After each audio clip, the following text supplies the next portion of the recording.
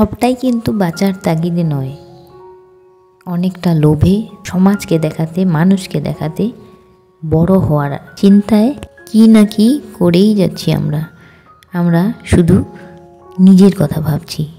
আমরা শুধু ভাবছি আমরা অন্যকে খারাপটা দেব, অন্যকে নকলটা দেব, কিন্তু আমি বাবা সবসময় খাঁটি জিনিসটাই নেব, আমি বাবা সবসময় খাঁটি জিনিসটাই খাবো। কিন্তু বাছাধন, সেটা কি করে হবে? তুমি ঠিক যেমনটা ভাবছো, বাকিরাও যে তোমার মতোই ভাবছে না, সেটা তুমি কি করে ধরে নিলে?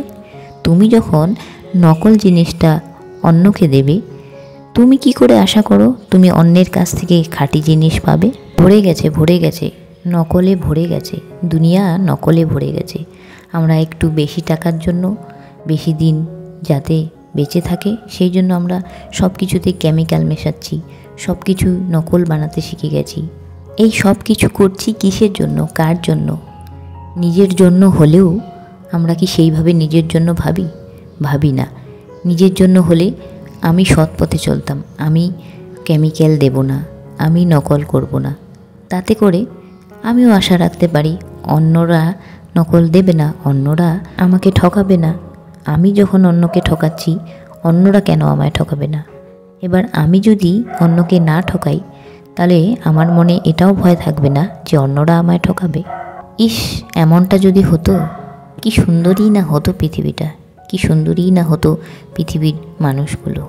আর আমার মনে হয় শুধুমাত্র আমরা বাঁচার তাগিদে কিংবা শুধুমাত্র পেট চালানোর জন্য এত বড় অন্যায় আমরা করতে পারি না। আমার মনে হয় এত বড় অন্যায় করছি আমরা আমাদের নিজের স্বার্থে, আমাদের পরিবারের জন্য, আমাদের স্বামী, আমাদের স্ত্রী, আমাদের সন্তান, আমাদের মা বাবা, এইসবের জন্য। কিন্তু আমরা একবারও ভেবে দেখি না এই সব যাদের জন্য আমরা করছি, তারা কি সত্যি আমাদের পাপের ভাগীদার হবে, নাকি আমি যা করছি অন্যদের জন্য সব কিছু আমারই দায়? হ্যাঁ, আমারই দায়, আমার পাপের ভাগীদার কেউ হবে না। যার জন্য আমি পাপ করছি তারাও আমার পাপের ভাগীদার হবে না। তাও বাদ দিলাম, সে তো অনেক বড় ব্যাপার, সেটা বোঝার ক্ষমতা অনেকেরই নেই। কিন্তু আমি কি এই পৃথিবীতে যুগের পর যুগ বেঁচে থাকব? আমার কি মৃত্যু হবে না? যদি তাই হয়, যদি আমি শুধুমাত্র কিছুদিনের জন্য এই পৃথিবীতে থাকব, তাহলে আমি কেন ভাবতে পারি না যে আমি একটু পুষ্টিকর খাবার খেয়ে সুস্থ থেকে জীবনটা ভালোভাবে কাটাবো? না, সে তো অবশ্যই চাই, সে তো 100% চাই।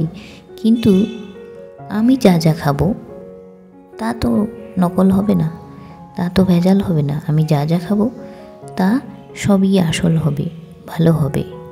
কি করে?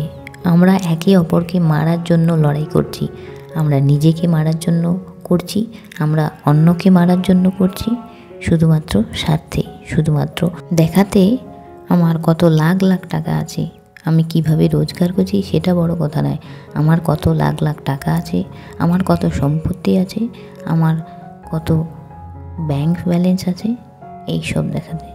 কিন্তু আমার এই সম্পদ, আমার এই ব্যাংক ব্যালেন্স আমি কোথায় নিয়ে যাব? আমি কি করব এগুলো? 80 বছর 100 বছর ভোগ করলাম, কিন্তু তারপর কি হবে? তারপর আমার পাপের ভাগীদার কে হবে?